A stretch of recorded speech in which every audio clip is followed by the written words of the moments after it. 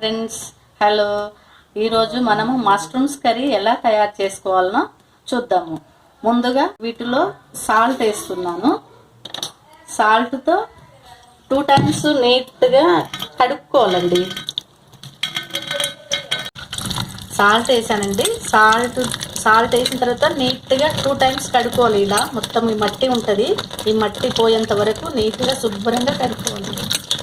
ఇవి కడిగేసానండి. కడిగేసాక ఇవి కొంచెం పెద్ద సైజు ఏవైతే ఉన్నాయో అవి చిన్నగా ముక్కలు చేసుకోవాలి. చిన్న వాటిని అలాగే వేసేసుకోవచ్చు, పెద్దవి అయితే మాత్రం చిన్న చిన్నగా కట్ చేసుకోవాలి. ఇలా కట్ చేసుకుంటే ఇవి తొందరగా ఉడికిపోతాయి. ఈ ముక్కలుగా ఈ చిన్నవి అలాగే వదిలేసేయాలి. ఎందుకంటే అవి తినేటప్పుడు మంచిగా కరకరలాడుతుంటాయి. ఇవి కర్రం అని సౌండ్ వస్తుంటుంది. పెద్ద ఉన్నాయాలే కట్ చేసుకోవాలి. చిన్నవి అలా వదిలేసేయాలి. ఇలాంటివి చిన్న గుడిగలు ఇలా కట్ చేసుకున్న ఉల్లిపాయలు, ముందే కట్ చేసి పెట్టుకున్న టమాటా, ఇందులో కొంచెం దాల్చిన చెక్క, తెల్లపాయలు, 4-5 పచ్చిమిర్చి వేగించుకున్న కొంచెం జీడిపప్పు. ఇది ఎందుకోసం అంటే గ్రేవీ కోసం. ఇప్పుడు ఇవన్నీ మనము గ్రైండ్ చేసుకుందాం. ఇప్పుడు మనము ఒక కడాయి పెట్టుకుందాం. ఇందులో 4 చెంచాల ఆయిల్ వేసుకుందాం.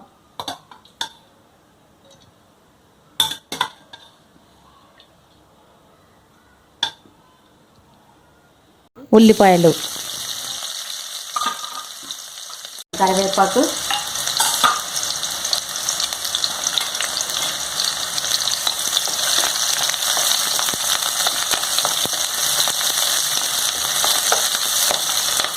అల్లం పేస్ట్ వేసుకోవాలండి.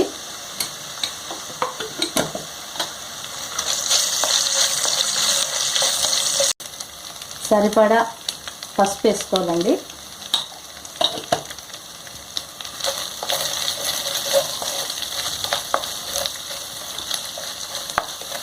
ముందుగా మనం మిక్సీ పట్టుకున్నది పేస్ట్ దీంట్లో కలుపుకోవాలి.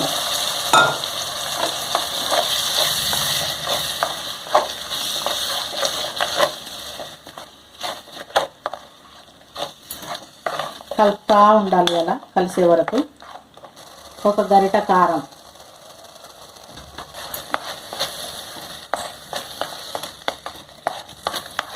ఇప్పుడు ముందుగా కట్ చేసి పెట్టుకున్న మష్రూమ్స్ వేసుకొచ్చుకోవాలండి.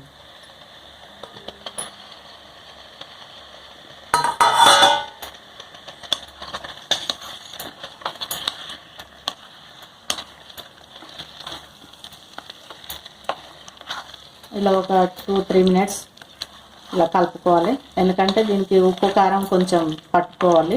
ఒక 2-3 minutes.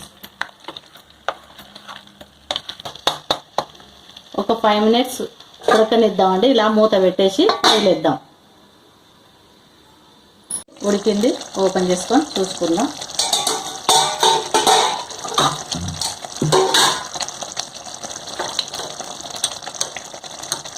తగినంత ఉప్పు వేసుకోవాలి. ఒక పెద్దది టమాటా కట్ చేసుకొని వేసుకోవాలి.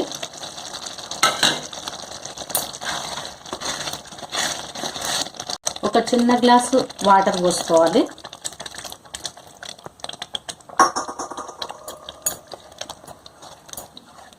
ఉడికిందా లేదా చూద్దాం. ఉడికిందండి.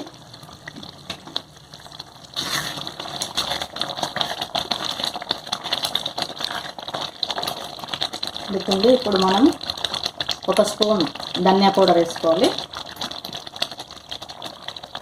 1 teaspoon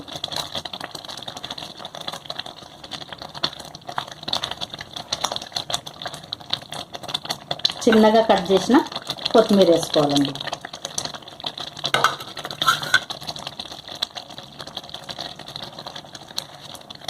మనకు ఇప్పుడు మష్రూమ్స్ కర్రీ రెడీ అయింది.